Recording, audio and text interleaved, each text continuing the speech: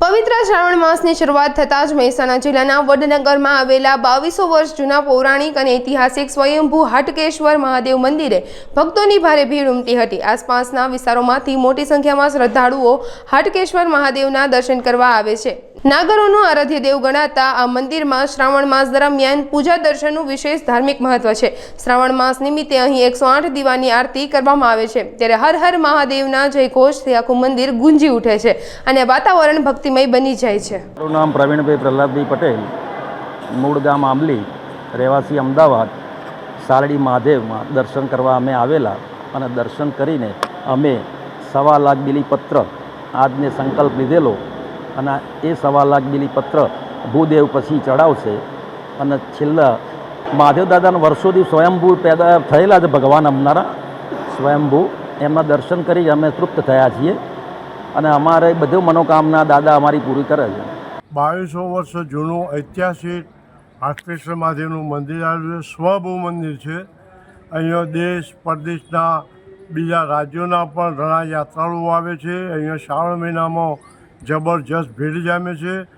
નાના બાળકો પણ સેવાની અંદર આપતું હોય છે। નાના બાળકો ઘણી સેવા અહીંયા આપતા હોય છે। ઘણા યાત્રાળુઓ અહીંયા આવતા હોય છે। આખો શ્રાવણ મહિનો અહીંયા ભીડ જામે છે અને હાટકેશ્વર મહાદેવના જય જયકાર બોલાવે છે। જય હાટકેશ।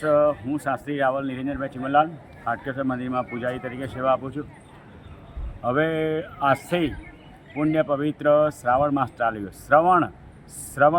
શ્રવણના મતલબ શ્રાવણ છે, એટલે ભગવાનનું નામ શ્રવણ કરો, ભગવાનનું કીર્તન કરવાનું। ચતુર્માસ હોય છે એટલે ભગવાન વિષ્ણુ પાતાળમાં જાય છે અને આખા સૃષ્ટિનું પાલનહારની સર્જનની જવાબદારી શિવજીની હોય છે। એટલે આ શ્રાવણ મહિનો બધા જ મહિનામાંથી શિવના પવિત્ર માસ ગણાય છે।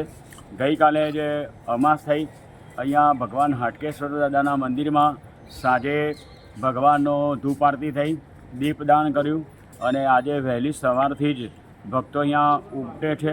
હાટકેશ્વર મહાદેવજી લગભગ મારા ખ્યાલ મુજબ 2000 વર્ષ ઉપરનું મંદિર છે અને આ હાટકેશ્વર હટક એટલે સોનું અને સોનું એટલે ઐશ્વર્ય, તો ઐશ્વર્ય આપવાવાળા ભગવાન હાટકેશ્વરની કૃપા મેળવવા માટે દેશ વિદેશથી બધા ભક્તો આવે છે। નાગર બ્રાહ્મણો ખાસ કરીને આવે છે। ગામના વડનગરની આજુબાજુના લગભગ 50-100 કિલોમીટરના બધા ભક્તો આવે છે અને શ્રાવણ મહિનામાં વિશેષ અહીંયા પૂજા કરવામાં આવે છે।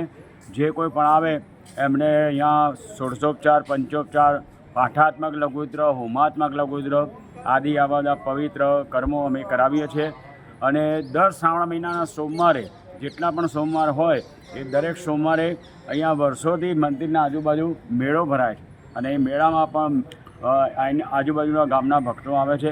અને હાટકેશ્વર દાદા એક તો સ્વયંભૂ છે અને આદ્યલિંગ છે, એટલે એવું કહેવાય છે કે કદાચ તમે 12 જ્યોતિર્લિંગના દર્શન ન કર્યા હોય પણ ભગવાન હાટકેશ્વરના દર્શન કરો તો પણ 12 જ્યોતિર્લિંગનું પૂજાનું ફળ મળે।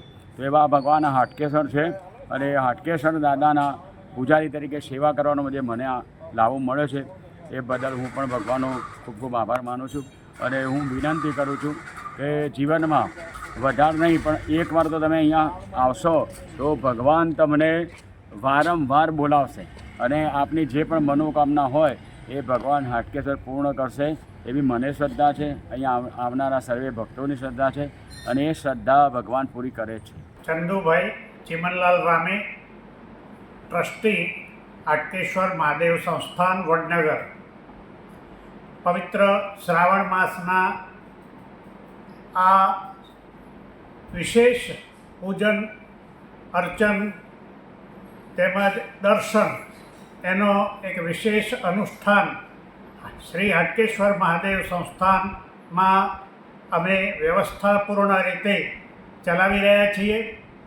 આવનાર યાત્રિક, દર્શનાર્થી તેમજ જેમને પણ પૂજા કરવાની ભાવના છે એમને પણ અહીંયાથી પિતાંબર વગેરે પૂજાપો સહિત બધું આપી અને પૂજન સામગ્રી આપી અને પૂજાની વ્યવસ્થા કરાવીએ છીએ। સાથે સાથે યાત્રિકો જે આવે એમના માટે પાર્કિંગ, નિવાસ વ્યવસ્થા, અલ્પાહારની વ્યવસ્થા વગેરે પણ અહીંયા રાખેલી છે। આ સાથે જાહેર જનતા માટે પણ સોમવાર શ્રાવણના એના વિશેષ મેળાનું પણ આયોજન કરેલું છે। સવારે 7:30થી બપોરે 3 સુધી દરેક ભક્તો પૂજાનો લાભ લઈ શકે અને સાથે સાથે સાંજે સાયં શણગાર અને સાંજે આરતી પણ ભગવાનની સાયં આરતી શણગાર સહિત કરવાનું પણ આયોજન કરેલું છે. સર્વે હરિભક્તો શિવભક્તો બધા અત્રે આનંદથી આ પરિસરમાં આવે, નિવાસ કરે, રહે, દર્શન કરે, ભગવાનને ભક્તિ કરે અને સતત ભગવાનની સાથે જોડાયેલા રહે એવી શુભેચ્છા સહ જય હાટકેશ, જય હાટકેશ.